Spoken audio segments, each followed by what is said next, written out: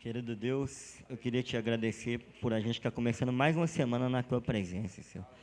Nós não merecemos, mas o Senhor nos dá essa graça. Em nome de Jesus, eu queria pedir para o Senhor para tirar da gente todo orgulho, para que só o Seu nome seja exaltado aqui nessa noite.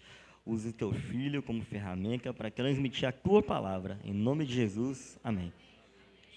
Valeu, meu filho. Valeu. Glória a Deus, igreja. Tudo bem com vocês? Todo mundo preparado para ceiar com o Senhor hoje? Prepara mesmo. Chegar na hora, fica nesse tempo. Eu não mereço, não. Realmente. Eu já vou avisando que você tem uns 40, 45 minutos para você pensar. Eu não mereço. Verdade, você não merece mesmo. Mas o Senhor te chamou. Aí, você tem que ver o convite do Senhor, tão poderoso, glorioso e bondoso e fiel, como do nosso Senhor. Então, você abre seu olho aí, não nega o convite do Senhor, não. Você pode abrir sua Bíblia em Atos dos Apóstolos. Atos dos Apóstolos, capítulo 2. Nós vamos ler do 42 ao 44.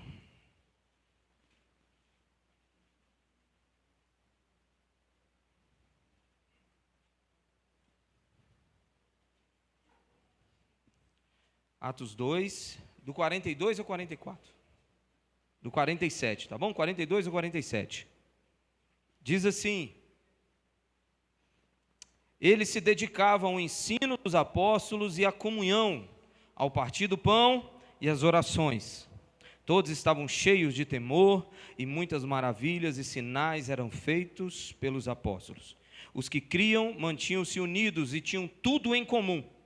Vendendo suas propriedades e bens, distribuíam a cada um conforme a sua necessidade. Todos os dias continuavam a reunir-se no pátio do templo, partiam pão em casa e juntos participavam das refeições com alegria e sinceridade de coração, louvando a Deus e tendo a simpatia de todo o povo, e o Senhor lhes acrescentava diariamente os que iam sendo salvos. Pode se assentar. Esse texto, ele é lindo. Parece um poema, de tão lindo que ele é. De tão lindo que ele é. Gente, nós lemos Atos dos Apóstolos. Para a gente contextualizar, para a gente entender isso que a gente leu, a gente tem que voltar um pouquinho atrás. Jesus foi crucificado, ressuscitou ao terceiro dia. Andou 40 dias entre nós. Jesus, antes de subir aos céus, deu uma ordem para os seus discípulos: não saiam de Jerusalém, porque vocês serão minhas testemunhas, recebereis poder do alto, para testemunhar em meu nome. E assim se cumpriu em Atos dos Apóstolos, e assim se cumpriu em Pentecostes, a profecia de Joel 2:28, e depois disso derramarei do meu Espírito sobre todos os povos. O Espírito Santo veio e desceu sobre a igreja. A igreja ali tinha 120 membros que estavam orando naquele momento. Ali, após a pregação de Pedro, quando Pedro diz: olha, ninguém está bêbado aqui. É a profecia de Joel que está se cumprindo. Nós estamos falando em outras línguas. E a igreja salta de 120 para pouco mais de 3 mil membros. Após a cura de um mendigo aleijado, Pedro, no templo, Pedro agora prega para as pessoas no templo. E agora a igreja passa de 8 mil membros. E agora a igreja começa a sofrer ataques. O Sinédrio começa a perseguir os apóstolos, dizendo para eles não pregarem. E agora a igreja passa a ter agora ataques também internos. O texto que nós lemos no momento do dízimo, sobre Barnabé, seu encorajador, encorajou outras pessoas, mas outras pessoas interpretaram errado, como Ananias e Safira. Eles quiseram, na verdade, Ananias e Safira, quiseram fazer como Barnabé, entregar tudo. Foi aí que aconteceu aquele BO que a gente já conhece. A igreja começa a ter problema com viúva e órfãos, e assim os apóstolos nos ensinam a distribuir funções, como lá atrás Moisés, quando recebeu o conselho do seu sogro Jetro, para não centralizar a liderança e assim distribuir funções dentro da igreja. Os apóstolos nos ensinam isso, porque ele já começa a dar uma dica para os pastores que viria. Os apóstolos falam assim, não é certo nós abrirmos mãos da oração e da doutrina. Os apóstolos falaram, a gente não pode parar de orar e a gente não pode cessar da doutrina que o Senhor nos ensinou. E assim a igreja vai crescendo. Com a morte do seu primeiro mártir, Estevão, a igreja começa a sofrer uma grande perseguição por um homem chamado Saulo, que respirava ameaças contra a igreja.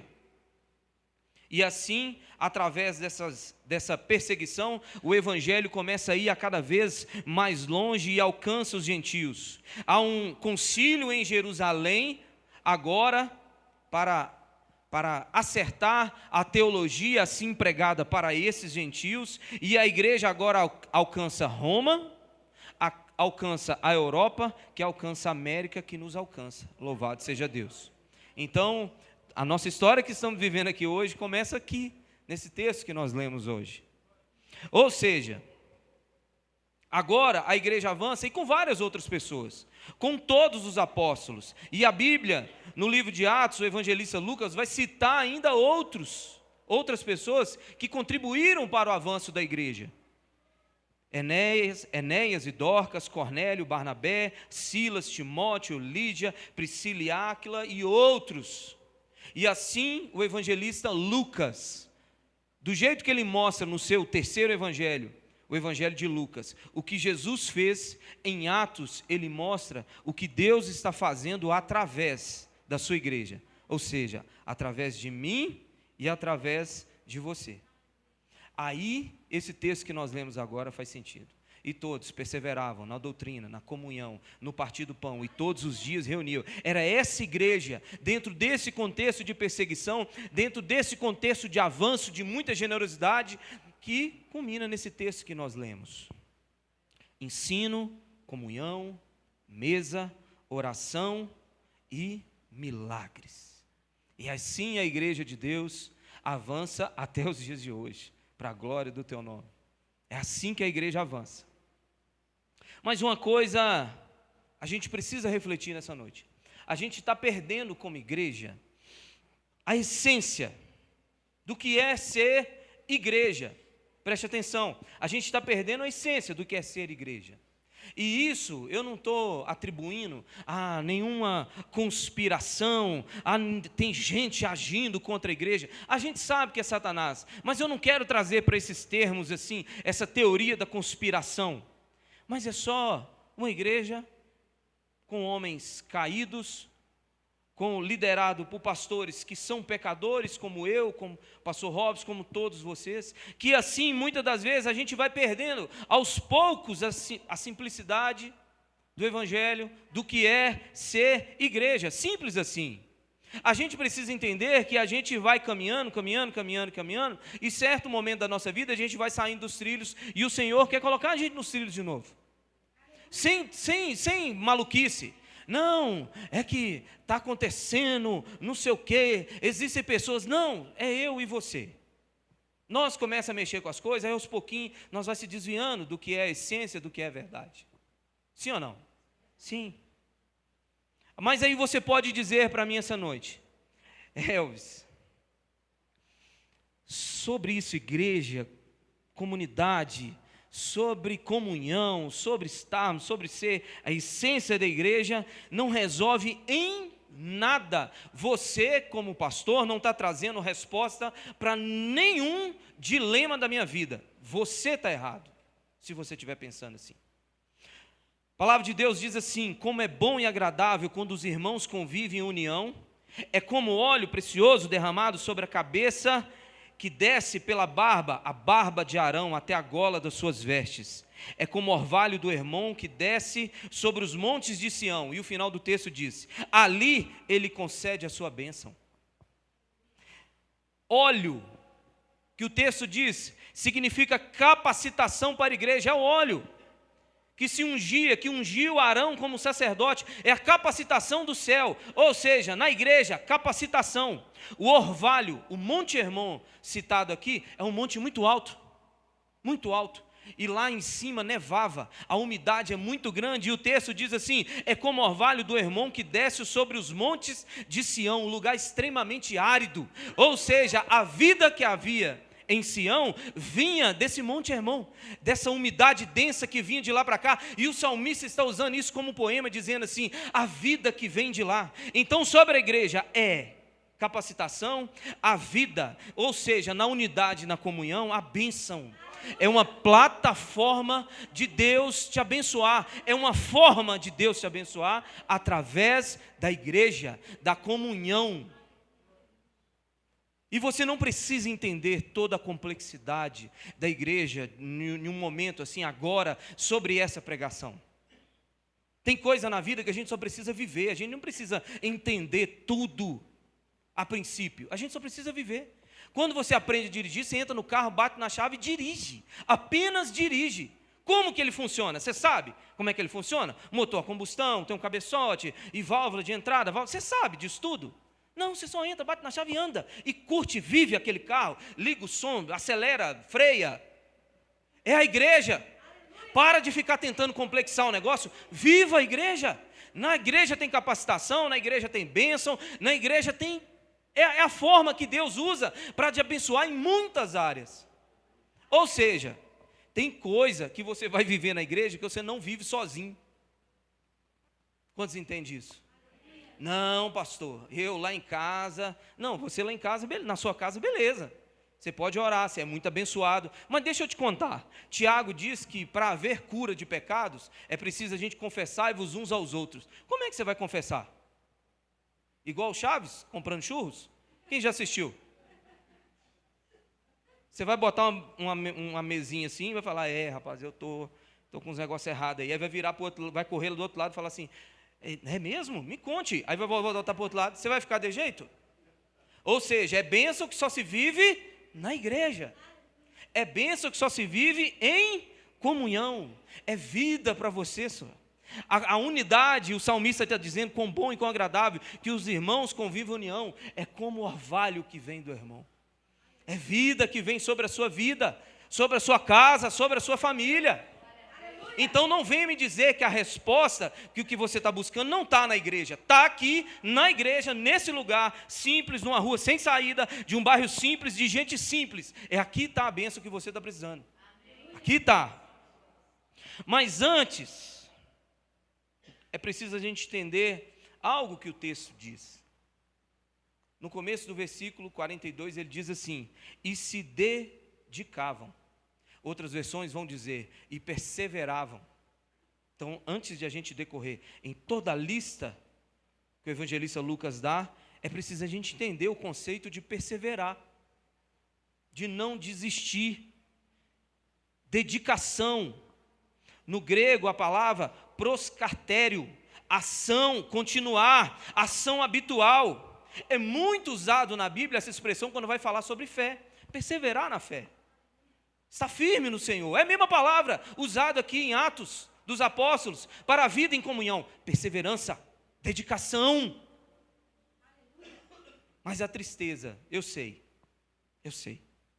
a tristeza muitas das vezes tem roubado essa capacidade de dentro de nós de perseverar. Tristeza ela é característica da tristeza em nosso coração, ela nos paralisa. Quando a gente vê a tristeza sobre nós, já não queremos lutar pela comunhão, não queremos lutar pela família, pelo trabalho, mas não, tristeza veio e acabou. Mas a Bíblia é um livro encorajador, amém? A Bíblia é um livro encorajador, a Bíblia é um livro que assim, entende suas lutas, entende as suas dificuldades, entende a sua fragilidade, mas ela te pega pelos ombros, sacode e fala assim, vamos embora. Ela é um livro encorajador. Filipenses é uma carta que foi escrita da cadeia, chama Carta da Alegria. O apóstolo Paulo escreveu ela numa das condições mais tristes que o ser humano pode viver, que é preso. Estar preso é uma das piores condições que o ser humano pode estar. Não dá para cobrar nada de alguém que esteja preso, no cárcere. Não dá para cobrar dele alegria. Mas o apóstolo Paulo, cheio do Espírito de Deus, diz assim: alegrai-vos no Senhor, novamente direi, alegrai-vos. E ele disse isso, não isoladamente. Ele não estava falando de uma forma subjetiva, genérica. Ele disse isso para duas mulheres, Evódia e Síndique. Está lá no capítulo 4. Duas mulheres que ele diz assim: olha, irmãos meus aliados, irmãos meus que caminham comigo, que é companheiro de jugo, ei, ajude essas duas irmãs a viver em harmonia, porque apesar de serem mulheres que tinham cooperado muito para o Evangelho, eles estavam tendo problemas dentro da igreja de Filipos. E o texto nos mostra que não é nenhum problema teológico, doutrinário, mas sim de convivência. Uma queria church, uma parede preta, outra queria tudo claro, flores no altar. Um queria terno, o outro queria bermuda e tênis. Elas estavam discutindo por coisas secundárias, e isso estava atrapalhando a fé delas. Estava atrapalhando a fé delas. Mas Paulo diz: alegrai-vos no Senhor, novamente direi, alegrai-vos, seja a amabilidade de vocês conhecida por todos, perto está o Senhor. O apóstolo Paulo falando: Jesus está voltando, vamos deixar as coisas secundárias para lá. Alegrai-vos no Senhor. Ei, eu estou preso, e eu estou falando. Paulo começa a carta dizendo que está alegre, fico muito alegre. Paulo sabe que até as tristezas dele era para a glória do Senhor. Paulo sabia que todas as lutas que eles estavam passando era para a glória de Deus. Paulo sabia que tudo estava no controle de Deus, e no final das contas as coisas desembocariam na vontade de Deus e glorificariam o nome dele. Tanto que quando ele está preso, ele diz que parte da guarda pretoriana, ou seja, a guarda pessoal do imperador, tinha se convertido. Paulo lá dentro preso, os guardas tomando conta dele. Paulo falou: não vou perder tempo, eu vou pregar para esses homens aqui. E parte da guarda pretoriana se converteu à mensagem de Paulo. Ou seja, Paulo entendia que não importa o que ele vivesse, tudo estava sob o controle de Deus. Ou seja, de alguma forma sobrenatural, que eu muitas das vezes, eu como pastor, eu não sei decifrar para você assim, ó, por A mais B, por que está acontecendo isso com você, mas é para a glória de Deus, é para o seu bem, é Deus cuidando de você. Ou seja, é o Senhor falando com nós: avance, continue, é perseverar. Antes de a gente ir para o texto, a gente começar a entender sobre doutrina dos apóstolos, comunhão, partir do pão, milagres e a simpatia do povo, a gente precisa entender que há uma dedicação, e dedicação é coisa que o Senhor transfere a responsabilidade para você. É coisa que eu e você temos que fazer, nos dedicar. Vamos voltar para o texto?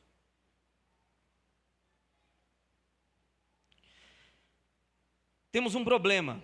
Eles se dedicavam ao ensino dos apóstolos. Amém? Não é isso que o texto, versículo 42 diz?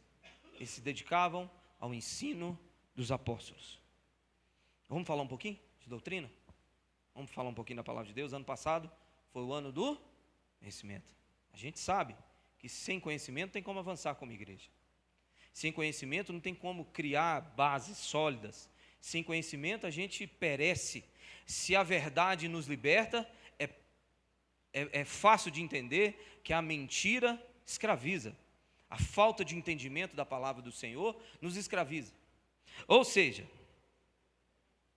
temos dois problemas quanto à relação à doutrina. Vamos falar rápido sobre doutrina. A doutrina errada, mas essa é muito fácil da gente combater quando nega coisas fundamentais da fé. O nosso radar já rapidamente detecta. Mas existe um outro problema, é a doutrina incompleta, que também faz mal. O que os nutricionistas todos falam, unânime, sobre alimentação? Tem que ser uma alimentação completa, né? Fibra, carboidrato, isso e aquilo. Tem que ser completa. A palavra de Deus também, se não for completa, faz mal. Se ela estiver incompleta, ela faz mal. Doutrina errada. como o apóstolo Paulo combateu no livro de Gálatas. A seita judaizante estava ensinando uma doutrina errada, que deveria circuncidar, mas também deveria crer em Cristo Jesus, mas também deveria circuncidar para salvação. Paulo falou, está errado. E ele diz aquele texto que a gente conhece, alguém apresentar um outro evangelho que seja anátema, maldito, que apresentar um outro evangelho. Ou seja, para salvação é crer em Cristo Jesus, não precisa circuncidar. Não precisa da circuncisão. A circuncisão apontava para algo e o seu tempo se cumpriu, e agora é crer em Cristo Jesus de todo o coração. Então Paulo combateu uma doutrina errada. Mas existe a doutrina incompleta. Jesus combateu a doutrina incompleta, sabia? Sabe contra quem? Satanás. Satanás adora os trem pelas metades. Satanás adora. Preste atenção, diz assim: então o diabo levou a cidade santa, colocou-o na parte mais alta do templo e lhe disse: se és filho de Deus, joga-te daqui para baixo, pois está escrito, ele dará a ordem aos seus anjos a seu respeito, e com as mãos ele o segurarão, para que você não tropece em pedra alguma. Satanás citou aqui para Cristo Jesus, no deserto, depois de jejuar 40 dias e 40 noites, ele citou Salmo 91, versículo 11 e 12. Só tem um problema, está incompleto. Está faltando um trecho aqui que muda todo o sentido da palavra. Está faltando uma parte. Satanás esqueceu de citar em todos os seus caminhos. É isso que está lá no versículo 11 de Salmo 91. E ele não citou. Ou seja, ele queria que Jesus fizesse uma demonstração pública, um espetáculo público ali, mostrando o seu poder, demonstrando o seu poder, sendo que a palavra que ele usou para tentar convencer Jesus dizia que em todos os seus caminhos, ou seja, nos caminhos de Deus. Quando estamos nos caminhos de Deus, sim, Deus dará a ordem aos seus anjos, para que se nós tropeçamos, os seus anjos o segurarão. Ou seja, quando estivéssemos no caminho de Deus e não provocando a Deus, não tentando a Deus, não tentando manipular a vontade de Deus. Ou seja, palavra incompleta é palavra de Satanás. Palavra que lhe falta é palavra de Satanás. Esse é o jogo de Satanás. Trazer o evangelho para você pelas metades. Eu vindo de lá para cá, da Bahia com Thaís, eu vim ouvindo uma pregação. E a pregação trazia muito, na verdade, tudo que foi pregado ali, falado ali pela pregadora, era verdade. Tudo era muito verdade. Uma pregadora muito eloquente e muito verdade. E a pregação tratava de capacitação do crente. O crente viver um extraordinário de Deus, quando falando sobre dons, falando sobre milagres, capacitação do céu, falando sobre você ser um canal de bênção, estender as mãos, orar, curar, e você ser um agente de milagre e transformação na sua casa, ou por onde quer que você for. Está incompleto a mensagem. Por quê? Eu vou explicar para você. Nós, como igreja, a gente confunde até os dias de hoje. Salvação, irmão, presta atenção. Salvação é um ato de Deus, unilateral, só dele. Não tem como você contribuir para a sua salvação. A salvação vem dele, é um dom dele, é um presente dele. Ele fez, ele justifica, ele santifica, é ele salva. Você não fez nada. Ah, mas eu levantei minha mão. Ele te atraiu, ele te tocou. Ah, mas eu aceitei. Você não aceitou, ele te convidou. Você não sabe disso, mas ele te tocou. Agora, todo outro processo de renovação da mente, busca pelos dons, busca em ser um sacerdote de Deus, usado por Deus, requer sacrifícios, requer dedicação, requer joelho, oração, clamor, quebrantamento. Não é num estralo de dedo como a salvação. Então, qualquer mensagem que eu propor para você, uma vida de milagres e dons, sem antes apresentar para você tudo que você vai ter que abrir mão para alcançar nisso, está incompleto.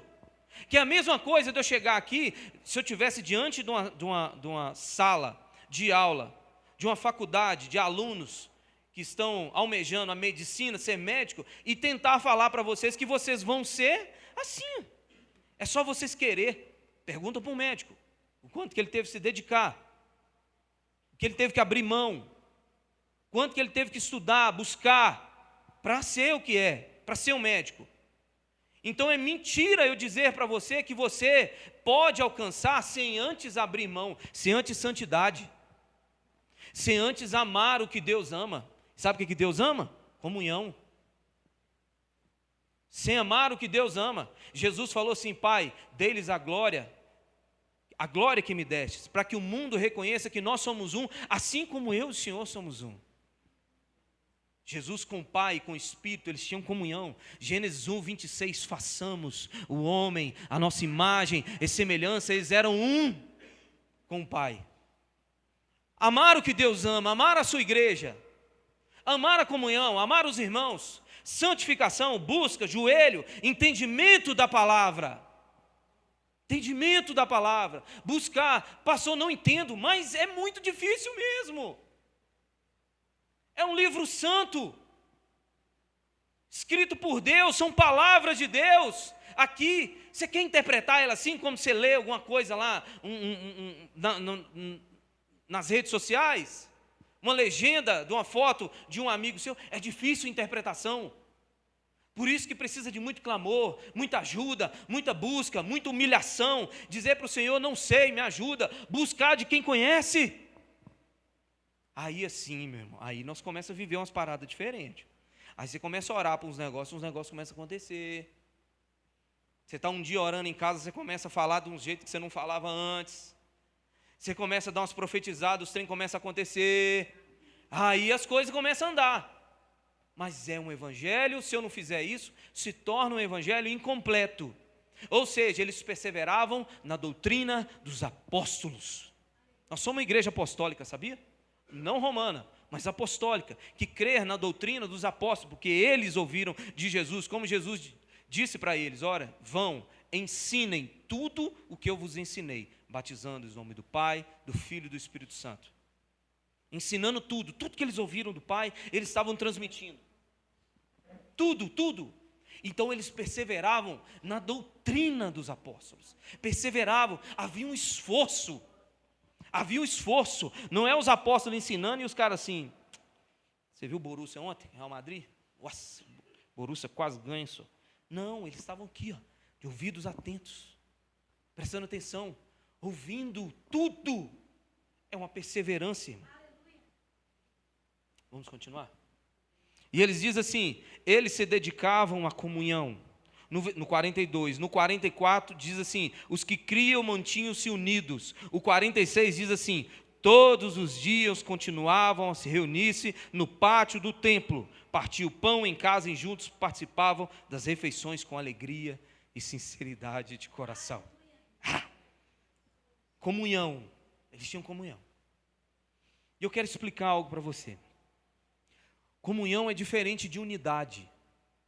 A Bíblia fala sobre unidade. 1 Coríntios 12. Somos um corpo.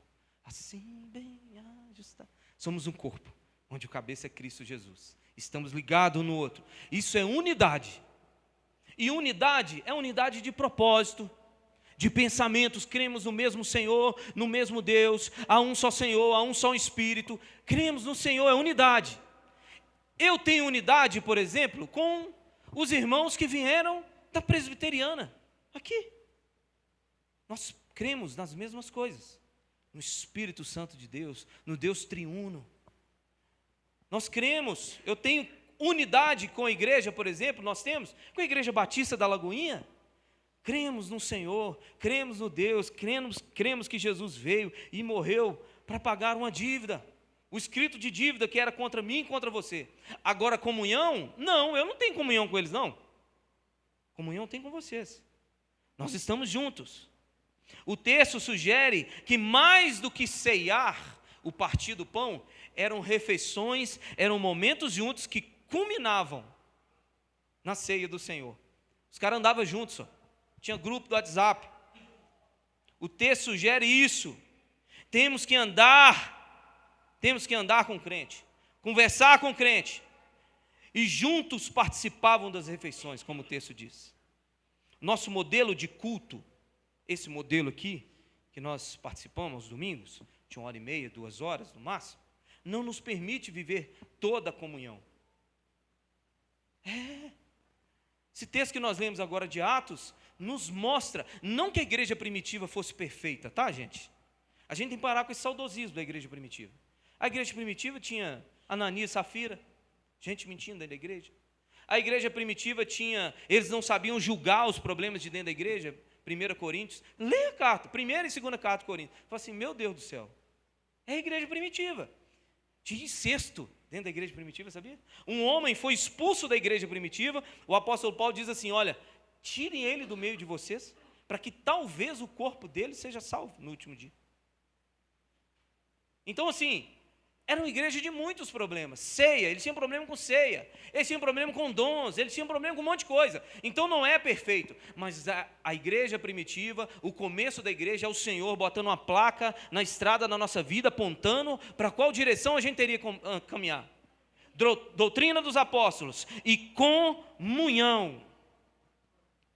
Se não tivermos comunhão, irmãos, podemos sentir apenas que estamos sendo usados para um crescimento de uma igreja que, no fundo, nós mesmos não faz parte.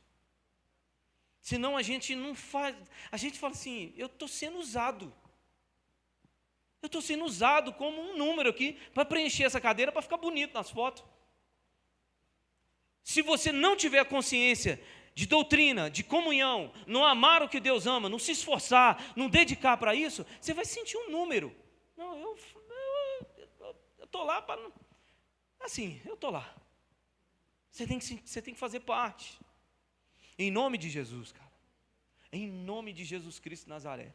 O Senhor hoje apague todo esse sentimento, toda a amargura, qualquer resquício desse sentimento que Satanás possa ter colocado um dia no seu coração. Qualquer sentimento. Qualquer sentimento. Você sabe por quê? Porque nós temos que viver em comunhão. Nós temos que viver junto. Aqui, esse texto que nós estamos lendo aqui, a essa altura aqui, era mais de 4.000 pessoas. É uma igreja arrumada, hein? 4.000 pessoas se ajuntavam. 4.000 pessoas começou a fazer um estrago em Jerusalém. Mas aí o senhor fala assim, pastor, e quando a missão Ágape, se for da vontade de Deus, que a gente construir o nosso templo ali do lado, a igreja, e for um mundo de gente, aí nós vamos mandar todo mundo junto? O que o senhor vai fazer? Qual a resposta que o senhor tem para isso? Eu não tenho uma resposta. Não chegou lá? Para que eu vou ficar sofrendo agora? A realidade é essa, eu preciso lidar com hoje. Eu sou pastor de uma igreja de hoje, é hoje. Quer saber de quando chegar amanhã? Quando chegar amanhã, né, Robin? Deus dá uma estratégia para nós, ensina para nós uns treinos diferentes, e nós vamos viver. E quem sabe, não é vocês que vão ajudar a igreja a viver em comunhão quando tiver mais pessoas. Não vai andar todo mundo junto, mas cada um de você vai ser um replicador, vai ser um multiplicador daquilo que nós vivemos hoje.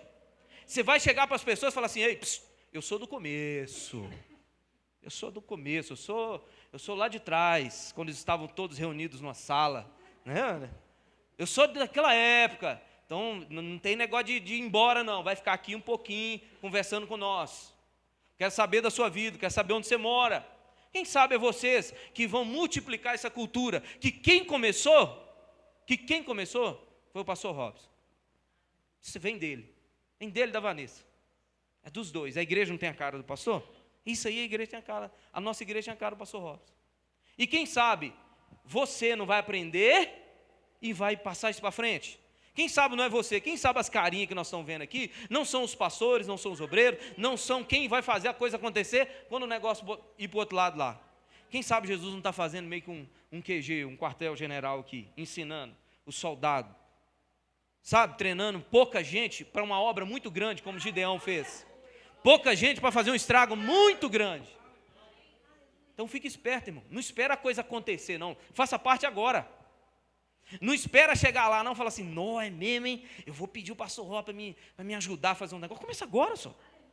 Creia que agora, creia que um dia vai ter mais gente aqui, creia. Nós não somos uma igreja que tem uma idolatria por números. Mas nós somos uma igreja que ora por quantidade de pessoas. Se cremos no Deus, cremos na mensagem, cremos no que está fazendo aqui, eu queria meus parentes aqui. Quem queria os parentes aqui? Aí, ó. Pois é, vamos continuar, ué. Vamos continuar trabalhando na certeza que um dia eles vão estar aqui. Que um dia eles vão estar aqui.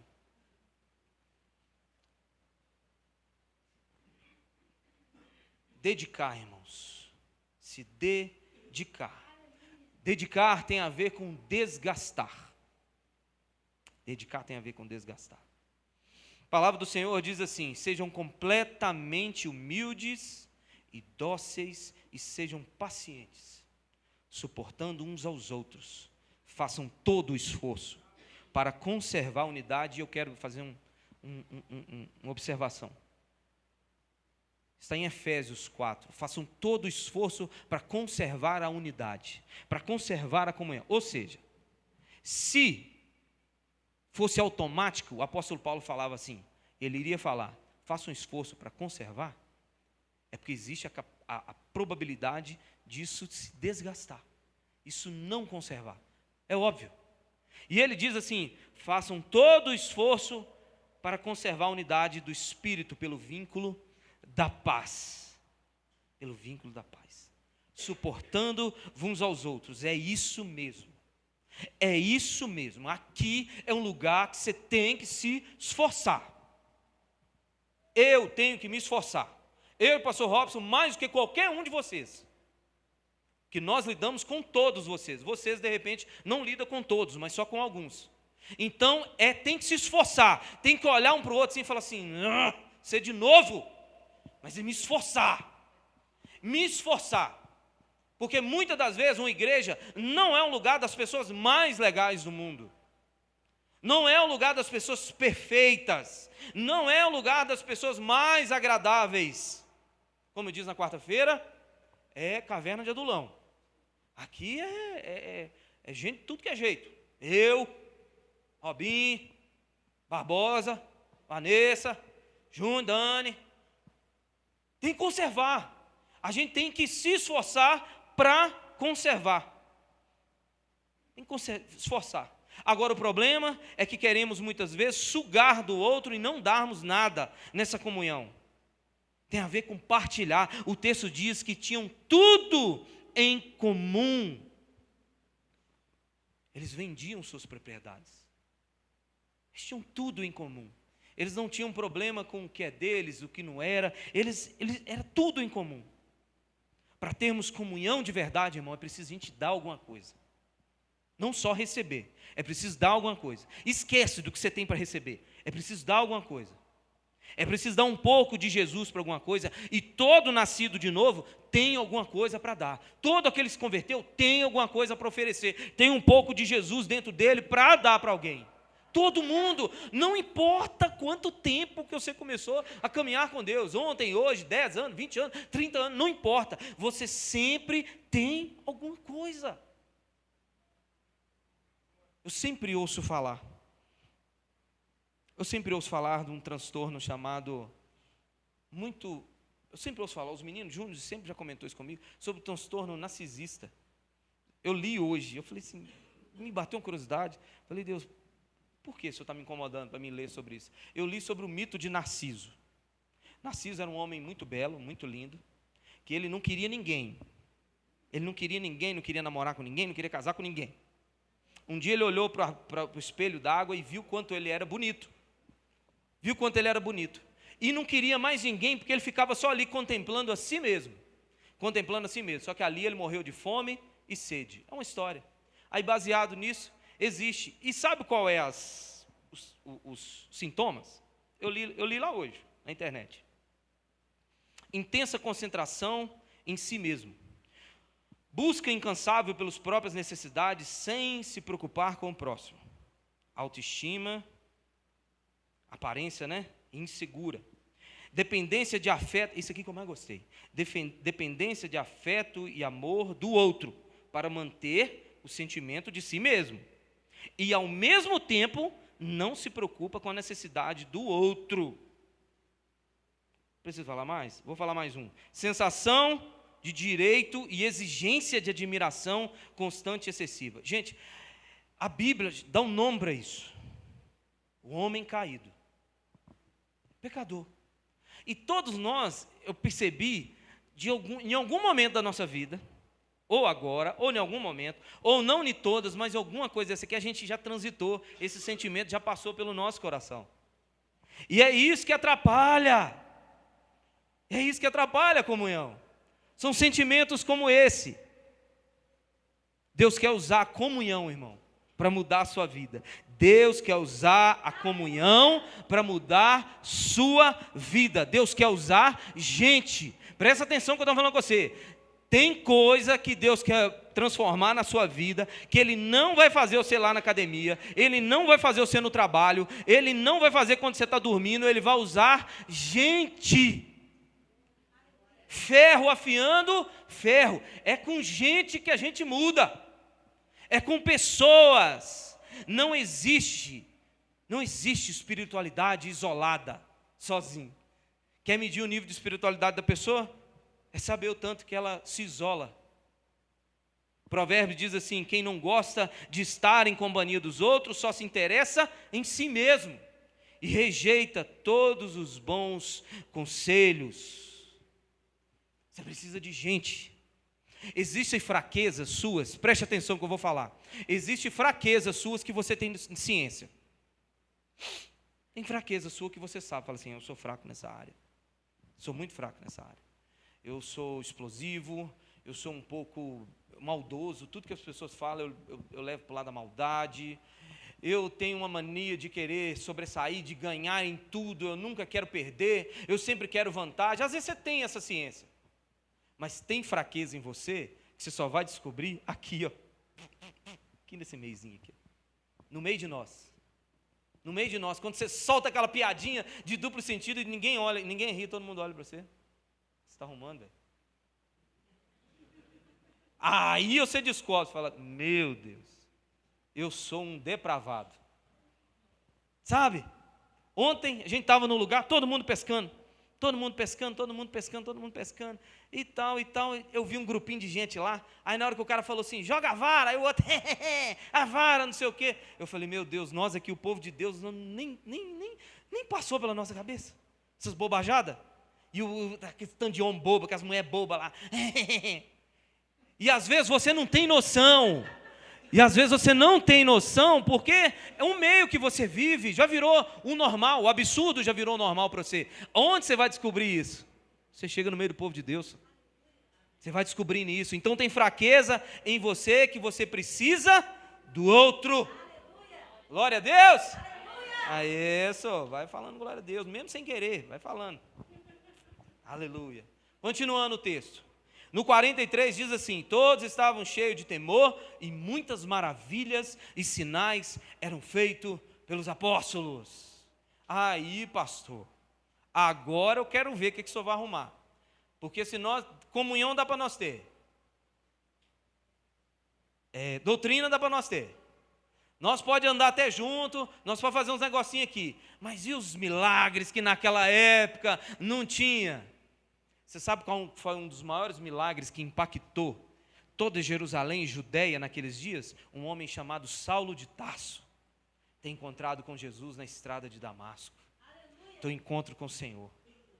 Se você não teve, um dia você vai ter um encontro verdadeiro com Jesus Cristo na estrada de Damasco. E você já teve, foi o maior milagre que já aconteceu nesse lugar aqui. Eu não te conheço direito, mas você sabe quem você é. E você sabe que é um milagre, você está aqui. É um milagre. Você não queria só. Deus te trouxe através do sofrimento. Eu não sei qual foi o meio que Deus te trouxe aqui, mas você está aqui. O milagre de Deus se converteu. Hoje você tem Jesus Cristo como Senhor. E é capaz, se o Senhor voltar hoje, você está lá no céu. Isso é milagre de pecador se tornando justo. Isso é o maior dos milagres. Deus, e esse milagre, Deus continua fazendo até hoje. Até hoje. Esse é o milagre. Mas a gente quer ver Hollywood, né? A gente quer ver Marvel. A gente quer ver Thanos, né, com aquelas pedrinhas lá. Fazer assim, as coisas acontecerem. Ô, irmão, Deus continua fazendo milagres. Nós cremos que Deus faz. Mas o maior dos milagres somos nós estar aqui. Que se for puxar a ficha, era melhor não, né? Vamos deixar esse negócio da ficha para lá? Era melhor não. A minha é assim, era melhor não, deixa para lá. É um milagre nós estarmos aqui. E o texto fala de temor. Era uma igreja que tinha temor, reverência, respeito e medo. Quando Ananias e Safira expirou, quando eles morreram, a Bíblia diz que grande temor veio sobre a igreja. Eles tinham medo. Eles tinham medo de pecar agora contra um Deus santo. Temor parece que meio que nós descartamos do vocabulário da igreja. Mas era uma igreja de temor. Você está conseguindo juntar as peças do quebra-cabeça? Doutrina, comunhão, temor, milagres. É Deus apontando. A vida que a gente deve ter na igreja. Elvis, isso não trata no singular não, mas trata no plural. É a sua igreja. Quarta-feira você está aqui de novo, domingo você está aqui de novo. Você vai viver aqui até o Senhor voltar. Por que não pensarmos mais como um todo, em vez de ficar olhando mais para o nosso problema? Hoje é dia de Santa Ceia. Santa Ceia fala de família, de mesa. Hoje é dia de pensar em nós, e menos em mim, e menos em você. Hoje é dia de pensar num todo. Aleluia. E todos os dias. Espera aí que eu estou achando que eu pulei uns trem aqui. Pulei não, volta. E todos os dias continuavam-se a reunir-se no pátio do templo. Presta atenção no texto. Todos os dias continuavam a reunir no pátio do templo. A igreja agora, preste atenção, a igreja agora não queria uma nova religião, mas uma nova mensagem. Uma vez que o templo era o centro da vida comum do povo. Vou explicar. Havia um templo, esse templo acontecia rituais de sacrifício, muitas das coisas. Quando eles recebem a mensagem de Cristo, a mensagem da salvação, eles não queriam revolucionar. Eles não eram revolucionários. O fato de eles estarem reunidos no templo quer dizer que eles não abandonaram tudo aquilo que o templo apontava e indicava que aconteceu. O templo apontava para uma nova realidade. E eles não descartaram isso, eles entendiam a importância do templo e lá eles reuniam. Ou seja, eram as mesmas pessoas. Eram as mesmas pessoas que transitavam ali, só que agora com uma mensagem nova, não é querendo revolucionar tudo, não é querendo trazer tudo novo. Eles só tinham uma mensagem nova. É você. É você. Sempre vai ser você, do jeito que você está aí. Mas tem a ver com que a mensagem que você carrega ser nova. A missão Ágape não veio para revolucionar, ser as melhores. Que não existe isso não, gente. Nós faz parte do reino de Deus. As outras igrejas, bênção. Deus alcança o povo lá, tem um motivo. Por mais que a gente saiba histórias, mas de alguma forma Deus trabalha na sua soberania, dentro das suas igrejas, das suas congregações. Nós não somos melhores, nós só carregamos uma mensagem. Eles tinham essa consciência, essa igreja. A igreja primitiva, essa igreja que nós vemos, tinha essa consciência de não é algo novo. Não, agora nós vamos fazer tudo diferente, velho. Nós vamos fazer tudo diferente, nós vamos para... Não, senhor, vamos lá para o templo. É lá que já anunciava, é lá que os profetas falavam, é lá que os profetas antigos falavam, os maiores, os menores diziam, apontava para Cristo, vamos para lá, mas vamos para lá com uma mensagem nova. É tudo novo. Através da comunhão vem algo novo. Não é descartar o pastor como se ele fosse um copo descartável, você tomou a água ali e jogou fora. Não é descartar o irmão, não é descartar uma história, mas viver um novo dentro do mesmo contexto. Esses 5.000 homens e mulheres poderiam falar assim, vamos embora daqui, velho, vamos viver outros ares. igreja nova, pessoas novas. Cara, vamos embora, eu enjoei, esse povo feio aqui de Jerusalém. Vamos embora, vamos trocar, senhor, vamos viver novo. Não, os caras falaram, não, vamos ficar aqui. Nós somos daqui. É um lugar novo. É um lugar novo porque é uma mensagem nova. Nós somos os mesmos, mas o que nós carregamos agora é algo diferente.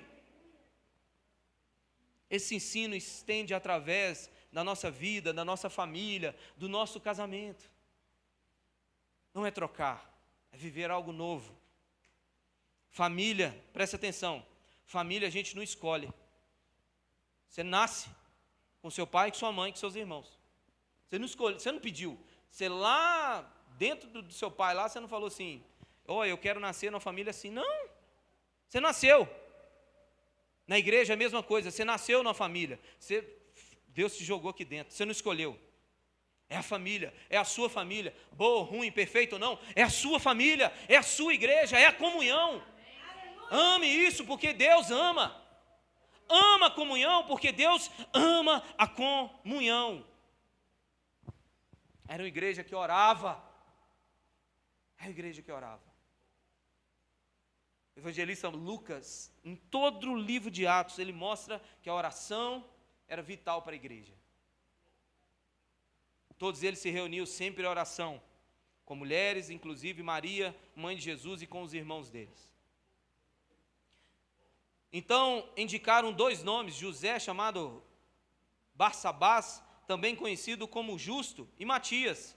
Depois oraram, Senhor, Tu conheces o coração. Preste atenção, irmãos.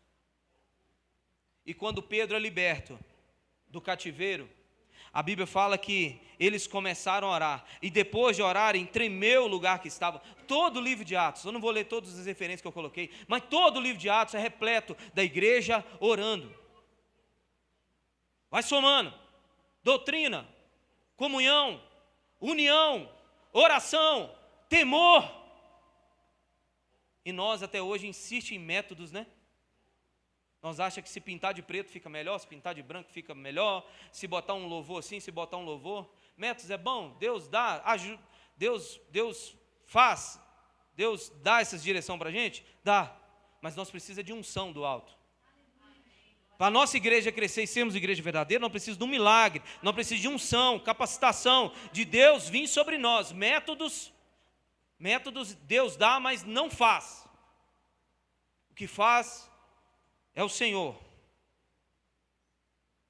A oração, irmão, é unir a fraqueza humana com a soberania de Deus. Oração não te faz melhor do que ninguém. Oração não te faz ser melhor nem pior do que ninguém. Oração te faz você enxergar a Deus de outra forma. Oração faz você ouvir a voz de Deus, você estar sensível à voz de Deus. Oração faz isso. Oração faz com que você busque mais ao Senhor, cada vez mais. Cada vez você mais ora, você mais ora. Cada vez você mais ora, você tem mais sensibilidade à voz de Deus. Quem conhece gente que ora? Gente que ora, a presença dele é diferente. Ele está num lugar, você fala assim, tem cuidado que eu falo aqui, porque eu senti um negócio diferente. Percepção, sensibilidade à voz de Deus. Precisa se dedicar um pouco mais, irmãos. Se dedicar um pouco mais. Se dedicar um pouco mais, suportar uns aos outros, como a palavra diz. Suportar uns aos outros. Um dia eu vi uma explicação de um pastor, o pastor explicava assim, olha, suportar uns aos outros é dar suporte. Não suportar no sentido de, sabe, a pessoa um pouco desagradável, você tem que suportar. Existe, no contexto da palavra, existe essa ideia de dar suporte. Mas o maior peso da palavra está em suportar mesmo. Suportar, como você entende, no sentido da palavra literal, suportar é a mesma palavra que está em 1 Coríntios 10, capítulo 3, versículo 13, que Deus não lhes dará uma luta, uma provação que não possa suportar. Qual é o sentido da palavra suportar ali em 1 Coríntios? É suportar, aguentar as lutas, aguentar. As lutas estão vindo, mas Deus diz que não daria uma aflição, uma luta sobre você, que você não conseguiria suportar. Como é que você não suporta? Como é que você suporta as lutas? Aguentando firme. É a mesma palavra de suportando uns aos outros. Na NVI disso. Suportando-vos uns aos outros. É aguentando mesmo. Aguentando. Fala assim, nossa, o irmão é chato. Mas eu aguento ele, cara, por amor a Cristo, por amor a Jesus. É chato, mas Deus vai curar ele dessa chatice. Deus vai curar. Eu vou chamar ele para nós orar, fazer uma campanha. Uma campanha, 7 sexta-feira contra a chatice. Nós vamos. Você está entendendo? A gente precisa, mas é isso mesmo. É isso que Deus quer. Foi por esse povo que Deus morreu. E não ri não, que às vezes o chato é você, tá? Às vezes o chato.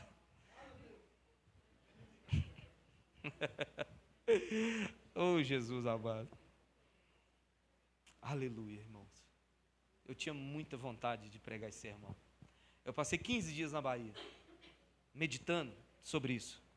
Meditando, pensando, refletindo sobre isso. Refletindo sobre a palavra de Deus. Refletindo sobre comunhão, refletindo sobre como orar, como estar em comunhão, como viver em comunhão. E isso é vital para a sua vida. A comunhão é vital para a sua vida. Eu estou pregando aqui uma coisa hoje que de repente você não tem essa noção. De repente você está nesse mundo de Narciso, vivendo para si. Vive para si, pensando em si, para suas lutas, para suas dores. Você está dizendo assim, pastor, pega a sua igreja, resolve seus problemas para lá, porque eu estou muito preocupado com os meus. A ideia de Narciso era essa, olhar para si, viver para si, ficar ali contemplando a si. De repente você vive essa vida contemplando a si mesmo e não pensa como um todo. Mas hoje Jesus quer arrancar isso de você e fazer de você igreja de verdade. E para que você viva as bênçãos de Deus, para que a glória de Deus alcance sua casa, sua família, e você vai ver que nós precisamos viver. A maior maravilha, o maior presente que Deus me deu na vida é fazer parte de uma igreja, é ter irmãos, é saber que o dia que eu choro, o telefone não para de tocar, é saber que o dia que eu estou lá em casa, uma luta, os irmãos, é saber que se eu abrir a boca e falar que eu estou precisando de comida lá em casa, amanhã não tem nem lugar para guardar. Foi o maior presente que Deus me deu na minha vida, foi uma família. Eu amo a minha família de sangue, mas é com a minha família na fé. Se eles estiverem juntos, vai ser também. Se não tiver, é a vontade de Deus. Mas é com a minha família na fé. É com vocês que eu vou morar, que eu vou viver para sempre. Nós vamos estar juntos, irmãos, para sempre. Demora um pouquinho, não demora? Para sempre. É um tempo bom, não é? Para sempre. É um tempo bom. Então é preciso a gente já viver esse céu aqui hoje. Em um tempo, irmãos, pode ficar de pé para a gente poder ir para a ceia. Em um tempo,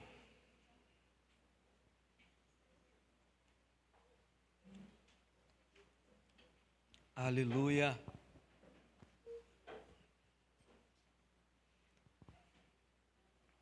Em um tempo onde, se a gente for fazer uma análise rasa, assim, muito simples, baseado nas notícias que a gente vê na televisão, baseado no que a gente vê o mundo, o cenário que o mundo está desenhando, preste atenção, o cenário que o mundo está desenhando, a gente vai perceber que o mundo caminha cada vez para pessoas mais solitárias. A gente vai perceber que as pessoas tendem cada vez a ficar mais solitárias e as pessoas tendem cada vez mais dificuldade de se relacionar. E quando eu digo de comunhão, eu não estou negando a possibilidade da sua timidez, da sua incapacidade. da sua falta de habilidade, às vezes, de se relacionar com as pessoas, fazer uma amizade, bater um papo, trocar uma ideia, deixar aquela relação ali um pouco mais, além de só um colega de igreja, mas se tornar amigos. Mas se abra, peça a Deus para isso. E faça perguntas para você mesmo. Eu sou tímido, ok, não tem problema, mas eu sou tímido em tudo? Eu sou tímido em tudo? Quando meu time está jogando, eu sou tímido? Quando eu estou com o meio dos meus amigos, eu sou tímido? Quando eu estou lá, no bem bom lá com minha esposa, com meu marido, eu sou tímido? Nessa hora eu sou tímido? Ou nessa hora, é igual um gato angorá, miando, os vizinhos tudo escuta. Você tem que parar e pensar nisso, se a sua timidez não está só aqui. Se a sua timidez não está só para o povo de Deus, porque de repente o que você não está entendendo sobre comunhão é você que não está se abrindo, ou você está se achando um pouco meio que acima da média. Você está assim um pouco, povo feio. Marmota, tamanho da cabeça que passou, gente. Marmota. Rapaz, palavra de Deus em Efésios 4:2, a gente leu, sejam em tudo humildes. Vamos entender que o irmão é limitado, o irmão está começando na fé, o irmão está aprendendo agora, vamos ter paciência, vamos ter calma. Porque no final das contas, irmão, a igreja vai ser a resposta para o mundo. É só gente, a gente precisa de gente. Essas tragédias que aconteceu lá no sul, ensinou para a gente, tá? Quem não viu, se você está achando que é o Estado que está cuidando daquelas pessoas lá, se você está achando que é de alguma forma o poder público que fez a diferença naquele lugar, se você está achando isso, irmão, e você tem um celular na mão, você lê, você tem capacidade cognitiva, lê, e tem acesso a informações, e ainda achar isso, já é bobagem da sua parte também. Que a gente viu que quem fez a diferença lá foi gente, foi o vizinho, foi um amigo, é a igreja, é as pessoas olhando e falando assim, agora somos nós. Agora somos nós. Ensinou a gente. Isso mostra para nós que no final das contas, irmão, por mais que você se sinta um pouco melhor do que eu, mais capacitado do que eu, Robinho, de repente você vai olhar para mim, para o Robinho e falar assim, não, mas que zomburro, velho. Que zomburro. São as mulas. Poderia fazer assim, poderia fazer melhor e tal. De repente você está olhando para nós assim, com essa altivez, cara. Tem compaixão por nós, ó. Nós somos igual você. Quando Adão caiu lá no jardim, nós caímos juntos. Eu e você. Eu e o pastor Robson caímos juntos. Da mesma forma que o pecado atingiu a sua vida, da mesma forma que a ira chega sobre o seu coração, que a tristeza muitas das vezes vem ao seu coração, que a desesperança vem sobre o nosso. Muitas das vezes quando você quer desistir de tudo, você está lá, você não quer mais nada, você fala assim, chega. Nós também tem dia que nós estamos assim, Jesus, chega. Chega. Tem dia que eu olho, toda vez que eu vou despedir dos meus pais lá na Bahia, que eu deixo aqueles dois senhores, morando sozinho numa fazenda. Meu pai com aquele mundo de coisa para fazer. Eu falo, Jesus, chega. Quero cuidar do meu pai, quero cuidar da minha mãe. Jesus falou, eu estou cuidando deles. Vai cuidar do meu povo lá. Eu estou cuidando deles aqui. Olha para eles aqui e vê se está faltando alguma coisa para eles aqui, Elcio. Sua hora vai chegar, enquanto isso vai para lá, caladinho. Caladinho que eu tenho meus planos aqui. Eu estou trabalhando aqui, eu estou fazendo aqui. Eu falo, Jesus, eu estou a 800 quilômetros da distância da casa do meu pai e da minha mãe, passando dificuldade financeira que só o Senhor sabe. Eu, Thaís, e o Senhor que está no céu sabe. Senhor, continua lá, que por mais luta que você esteja passando, nunca lhe faltou nada. Nunca faltou nada. Então é sobre amar o que Deus ama. É sofrer por aqueles que o nosso Senhor sofreu. É se entregar, se desgastar. É de andar Essa frase, quantos anos eu falo essa frase, Robinho? Mais uma milha. Robinho não fala a frase toda, o versículo todo. Ele só olha para mim e diz assim, mais uma milha, meu irmão. Mais uma milha. Esse é um código entre nós que é assim, quando nós não estamos mais aguentando, arrastando, a gente olha um para o outro e fala assim, mais uma milha. Mais uma milha. E assim a gente vai poder caminhar. Assim a gente vai caminhar. Com as nossas fraquezas, com as nossas falhas, com as nossas tristezas, com as do passado, com cicatrizes que alguém um dia nos feriu. Aqui dentro. Não estou botando as coisas de uma forma subjetiva, relativa, ampliando as coisas muito, não. Não é aqui, entre nós. Mas é por essas pessoas.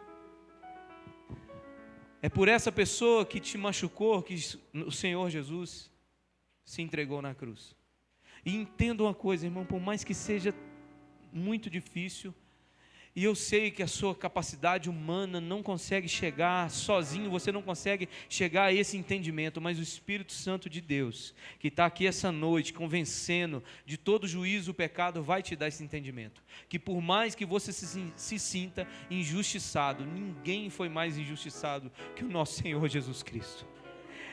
Aquele que não pecou se fez pecado por nós, aquele que não conheceu o pecado se fez pecado por nós. Aquele que estava na cruz ali, ele não fez nada para ninguém, para dar capacidade para mim e você poder viver em comunhão. Na cruz do Calvário, Jesus abriu uma porta do céu. Jesus derramou um milagre sobre a sua igreja, capacitando homens e mulheres a conviverem juntos, mesmo em uma sociedade tão hedonista, tão em si mesmo.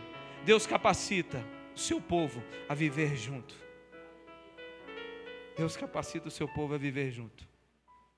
E eles se dedicavam ao ensino dos apóstolos, e à comunhão, e ao partir do pão, e às orações. Todos estavam cheios de temor, e muitas maravilhas e sinais eram feitos pelos apóstolos. Os que criam mantinham-se unidos e tinham tudo em comum. Vendendo suas propriedades e bens, distribuíam cada um conforme a sua necessidade. Todos os dias continuavam a reunir-se no pátio do templo, partiam pão em casa, e juntos participavam das refeições com alegria e sinceridade de coração, louvando a Deus e tendo a simpatia de todo o povo, e o Senhor lhe acrescentava aqueles que iam sendo salvos.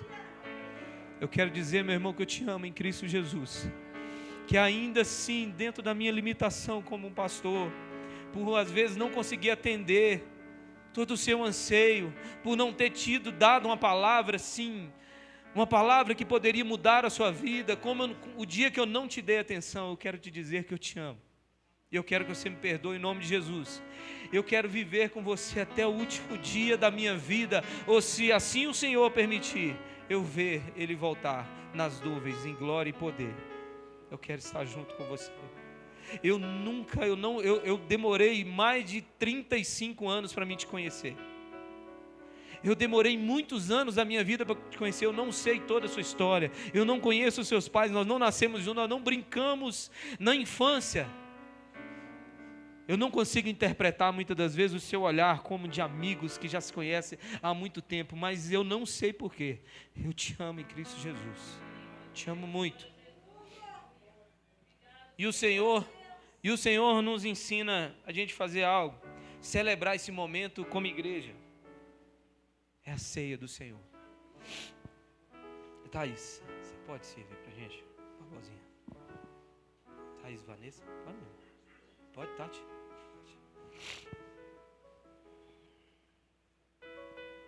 Você acredita, irmãos? A Santa Ceia, na igreja primitiva, essa igreja que amava muito ao Senhor, essa igreja também sofria problemas de divisões, e a Santa Ceia foi um problema desse. A igreja passou por um problema de divisão, as pessoas não pensavam umas nas outras durante a ceia, pessoas pensavam só em si. Vamos louvar a Deus.